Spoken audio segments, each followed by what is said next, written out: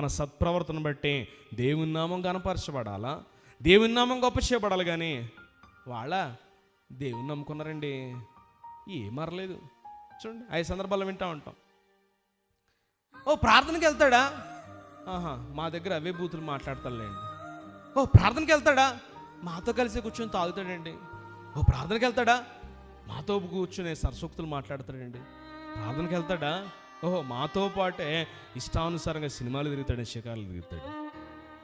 ఇప్పుడు ఎవరికి అవమానం వచ్చింది? వాస్తవానికి నీకు రాలే, నీకు ఏ అవమానం రాలే. ఎందుకే ఎవరికి వచ్చింది?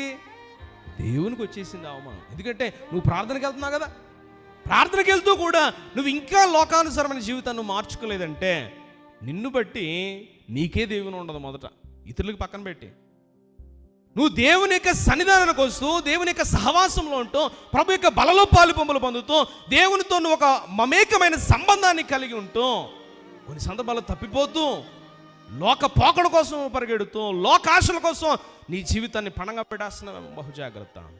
ఎవరో ఆశీర్వదించబడబట్టి పక్కన పెట్టు, మాత్రం నీకే ఉండదు ఆశీర్వాదం. బహు జాగ్రత్త ప్రియ దేవుని బిడ్డ. సర్వశక్తిమంతుని యొక్క కనుదృష్టి సర్వము కూడా ఉంది. దేవునికి మహిమ కలుగును గాక. ఆయన కనుదృష్టి అన్ని చోట్ల ఉంది.